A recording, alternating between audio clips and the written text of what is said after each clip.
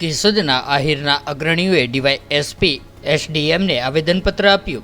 3 દિવસથી મગરવાડા ગામે ચાલતા વિવાદમાં ન્યાયિક તપાસ કરવા માંગણી કરવામાં આવી।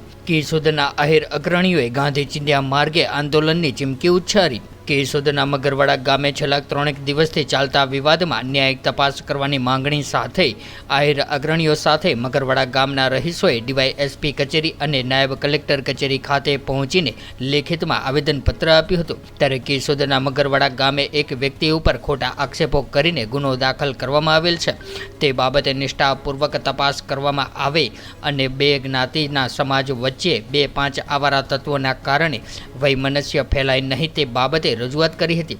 ત્યારે કેશોદના આહિર અગ્રણીઓ મેઘાભાઈ સિંહાર, ગોવિંદભાઈ મ્યાત્રા, રાજુભાઈ બોદર, કરણભાઈ જલુ, JL હેરભા, હિતેશભાઈ ડાંગર સહિતના આગેવાનોએ ડીવાયએસપી BC ઠક્કર અને નાયબ કલેક્ટર કિશન ગરચરને આવેદનપત્ર આપીને રજૂઆત કરી હતી। ત્યારે કેશોદના મગરવાડા ગામના રહીશો અને આહિર અગ્રણીઓ દ્વારા આવેદનપત્રમાં ન્યાય નહીં મળે તો ના છૂટકે ગાંધી ચિંધ્યા માર્ગે આંદોલન કરવાની ચીમકી પણ ઉચ્ચારી હતી।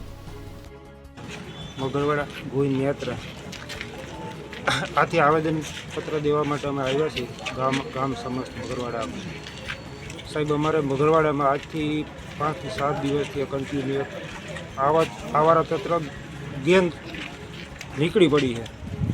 એના જોકે કોઈ કહેવાવાળું છે નહીં।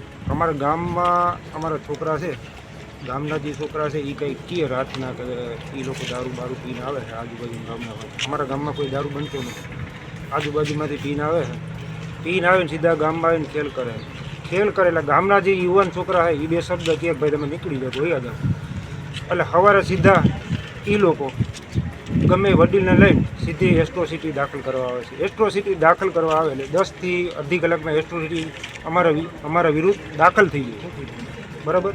હવે અમારું આખું ગામ આ 3 દિવસથી કેશોદ પોલીસ સ્ટેશન PI સાહેબ પાસે જાય છે, આજે DYSP સાહેબ પાસે આવ્યા, કલેક્ટરમાં જવાના છે। હવે આનો કોઈ પણ SP સાહેબને અમે વિનંતી કરી છે કોઈ પણ સંજોગોમાં આનો રસ્તો કાઢો। બાકી અમારું ગામ મંગલપુરમાં આજથી 10-15 વર્ષ પહેલાં આ જ બનાવ બન્યો હતો। આખા ગામનો ભોગ બનવું પડ્યું હતું।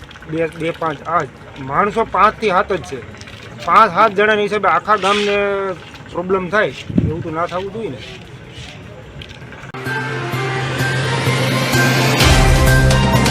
तो व्हाट्सएप, ट्विटर, फेसबुक, इंस्टा जहाँ भी आपका अकाउंट है इसे शेयर बटन के द्वारा वहाँ पर शेयर करें।